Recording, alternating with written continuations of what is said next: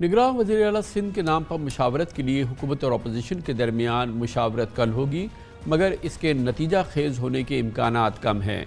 इम्कान है कि मामला पार्लिमानी कमेटी से होता हुआ इलेक्शन कमीशन तक पहुँचेगा, जो निगरां वज़ीर आला सिंध का नाम फ़ाइनल करेगा। ताज़ा तरीन सूरत हाल हमें बताएंगे। हमारे साथ मौजूद हैं कराची में दुनिया न्यूज़ के ब्यूरो चीफ मुमताज़ सीनियर सहाफ़ी तलहा हाशमी।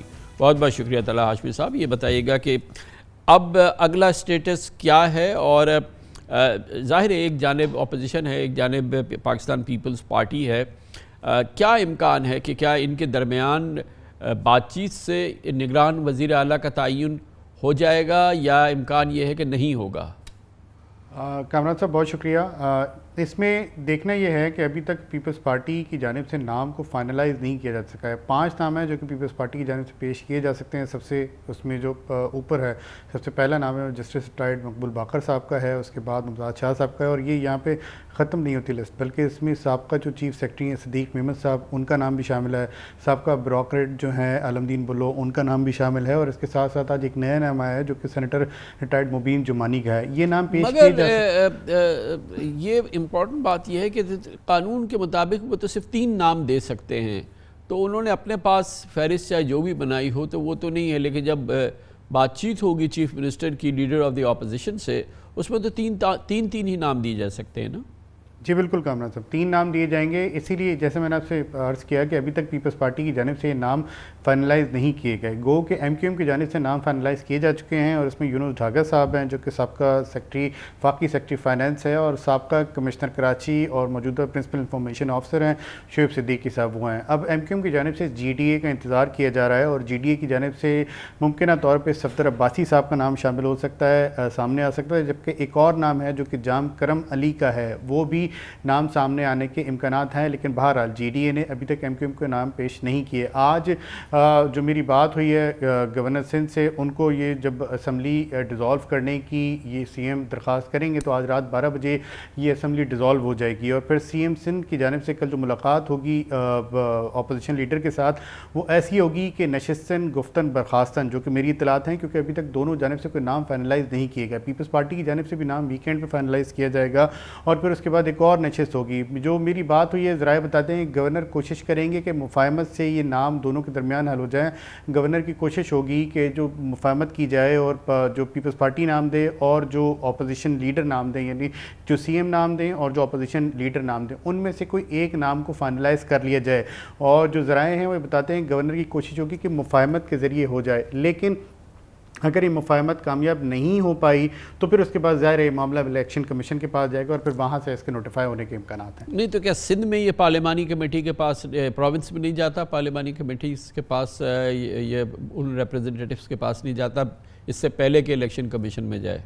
जी बिल्कुल कामरान साहब, जो ड्यू प्रोसेस है उस ड्यू प्रोसेस को तो कंप्लीट किया जाएगा। पहले जो CM सिंध हैं और जो अपोजिशन लीडर सिंध हैं उनके दरमियान ये मुशावरत होगी, और फिर उसके बाद ये पार्लिमानी कमेटी के पास भी जाएगा, और फिर गवर्नर सिंध इस पर उनसे किसी भी रास्ते से जब ये निगरान हुकूमत बन जाएगी, इससे पहले तो हमने ये देखा है गुज़िश्ता 2018 में, उससे पहले 2013 में, कि जो भी निगरान हुकूमत होती है वो पीपल्स पार्टी की मंशा की होती है, पीपल्स पार्टी के इशारे पे चलने वाली होती है, पीपल्स पार्टी का कोई काम रुकता नहीं है। और जो एक यहाँ सिंध में जो एक रिवायत, ख़ास तौर पे कराची में रिवायत रही है कि ज़मीनों के मामलात, बिल्डिंग कंट्रोल के मामलात, वो सिस्टम की गिरफ्त में रहते हैं, और सिस्टम चाहे उस बरक़ रफ्तारी से, उस तेज़ी से काम ना करता रहे जैसे कि पिछले 15 साल से कर रहा है इस इंटरिम पीरियड के अंदर, मगर इस दफ़ा क्या वाकई एक बार फिर वैसे ही निज़ाम चलता रहेगा? क्योंकि कुछ तो हालात में तब्दीली नज़र आई है, ये मंजूर काका का पकड़े जाना और फिर कुछ सिस्टम के लोगों का इधर उधर भाग जाना, तो क्या आपको क्या आसार क्या नज़र आ रहे हैं?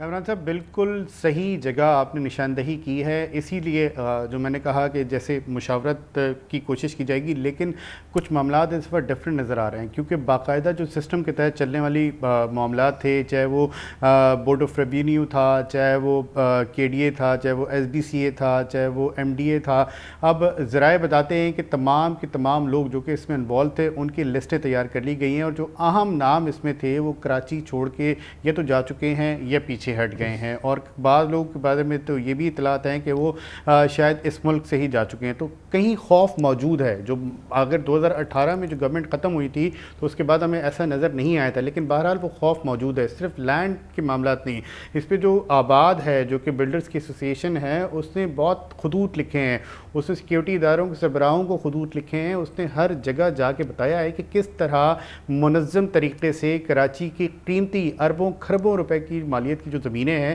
اس پہ کس طرح منظم انداز میں قبضے کیے گئے ہیں. تو اس کو دیکھتے ہوئے ایک باقاعدہ لسٹ تیار کر لی گئی ہے، اور ذرائع بتاتے ہیں کہ جیسے ہی اس گورنمنٹ کا اختتام ہوگا تو اس انٹرم سیٹ اپ میں بڑی آہنی ہاتھوں سے ان سے نپٹا جائے گا. اور یہ صرف زمینوں کے معاملات نہیں ہیں، بلکہ اس میں جو واٹر بورڈ ہے یہاں پہ بھی ایک سسٹم کام کر رہا تھا. جہاں جہاں پہ پیسوں کی انوالومنٹ تھی، جہاں جہاں پہ منظم انداز سے پیسے کمائے جا رہے تھے، ذرائع بتاتے ہیں کہ ان تمام جگہوں کی منظم فہرستیں تیار کر لی گئی ہیں، اور یہ ادراک ان لوگوں کو ہے جو لوگ اس میں ملوث تھے. مگر آج تک تو یہ خبریں تھیں کہ یہ بلڈنگ کنٹرول وغیرہ کے جو معاملات ہیں اس کو آخری دن تک جو ہے وہ نمٹایا جا رہا ہے، اور وہی جو رشوت کا بازار گرم ہوتا ہے خاص طور پہ ان آخری دنوں میں جو ہے آج کل کے دوران جو ہے، اور وہ بہت ہی برق رفتاری سے وہ تمام چیزیں ہو رہی تھیں، نمٹائی جا رہی تھیں. اور وہ جو خوف ہے جس کا کہ خدشہ ہے کہ آگے جا کے شاید اس پہ کریک ڈاؤن ہوگا، اس کی بدترین جو کیفیت نظر آئی ہے یہ جو سسٹم کی، وہ پچھلے چند دنوں میں نظر آئی. جی بالکل کامران صاحب، آپ نے بالکل صحیح کہا. جو بڑے اس کے کھلاڑی تھے وہ بڑے کھلاڑی سائیڈ میں ہو گئے ہیں، جن کو معلوم ہے، جن کو کچھ ادراک ہے، وہ کھلاڑی سائیڈ میں ہو گئے ہیں. اب ظاہر ہے ان کے ریپلیسمنٹ میں جب تک یہ نظام موجودہ نظام چل رہا ہے تو تب تک تو انہیں ایسا لگتا ہے کہ ظاہر ہے وہ یہاں پہ موجود رہیں گے، ان کے خلاف کچھ نہیں ہوگا. لیکن جن کو ادراک ہے وہ تمام بڑے کھلاڑی سائیڈ میں ہو گئے ہیں. وہ آگے کی صورتحال جو ہونے جا رہی ہے ممکنہ طور پہ ہو سکتی ہے اس کو دیکھ رہے ہیں، اور اس کو دیکھتے ہوئے جو بڑے کھلاڑی تھے جو کہ اس میں نام تھے، تمام فہرستیں اس میں بن چکی ہیں، وہ سائیڈ میں ہو گئے. اب ظاہر ہے کوئی نہ کوئی آلٹرنیٹ تو اس کا ہوگا.